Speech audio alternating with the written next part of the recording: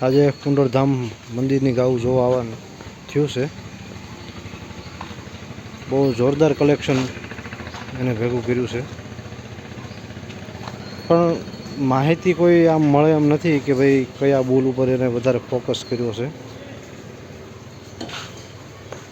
પણ એના સિમોને અત્યારે માર્કેટમાં તો મળી રહેશે.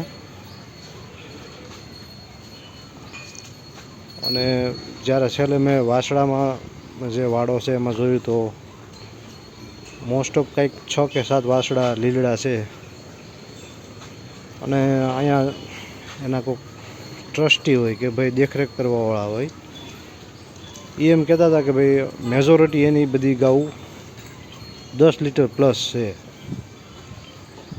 આપણે લાઈવ મિલ્કિંગ તો જોયું નથી, પણ જે પણ હોય વસ્તુ જે ગીર કન્ડિશનમાં જે હોવી જોઈએ એ પ્રમાણે તો બહુ બેસ્ટ છે. માથું, કાન, લંબાઈ, ઊંચાઈ, લોહી જે કયો એ.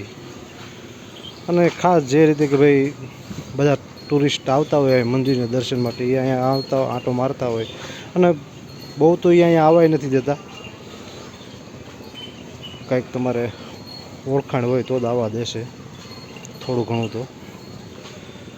અને અહીંથી વાસળા એ આપે છે, ફ્રી ઓફ આપે છે અત્યારે, જે જાણીતા હોય એને. અને એની યારે કંઈક એગ્રીમેન્ટ કરી દે કે ભાઈ અમુક સમયે વાડો લેવાઈ જાય ત્યારે પાછા. હું જ્યારે અહીંયા હાજર હતો ત્યારે એક વડોદરાના વ્યક્તિ આવ્યા હતા, એ એવી રીતે એગ્રીમેન્ટ કરતા હતા. અને આમાં અમુક વાસળા દેવાઈ ગયા હોય છે, અને અહીંનો એક સિમ્બોલ છાપી દેવામાં આવે છે.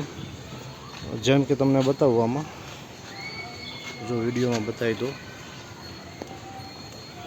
જો આ જે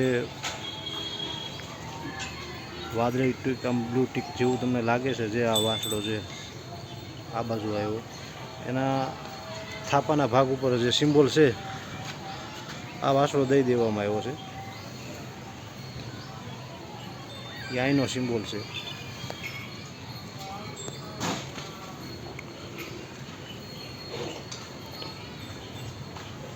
આલ્પા થોડીક વેતરા ઉગાવવું છે, 4-5 વેતર. અને ઓલી સાઈડ હતા એ બધા ઓળખા હતા. પણ ખાસ મને અત્યાર સુધીમાં એમ કહું કે ભાઈ જે ગાઉને જે સુવિધા જોઈ એ આથી વિશેષ તો ન જ હોઈ શકે. આમ નેચરલી સુવિધા છે જે ગાઉ માટે સારી છે.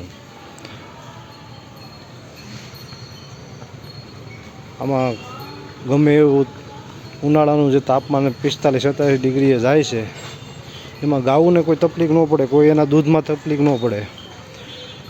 બીજા કોઈ હોર્મોન્સમાં જે ખામી આવે છે એ કોઈ આ જગ્યાએ આમ ઉનાળાની ઋતુમાં એ કોઈ તકલીફ પડવાની નથી, એ પાકું છે અહીંયા. કારણ કે જે રીતે આ શેડનું કામકાજ કરવામાં આવ્યું છે, લોખંડથી શેડ ઊભો કર્યો છે, અને બાકી જે એને ઢાંકવાનું કામ એને દેશી તરીકે કર્યું છે. અને આમ જુઓ તો જે વાડ કરી છે એ એક રીતે દેશી તરીકેથી ઊભી કરી છે, એટલે બહુ સારી રીતે કામકાજ છે. ગાઉ અને ઓળકામાં લોહી પણ સારું છે.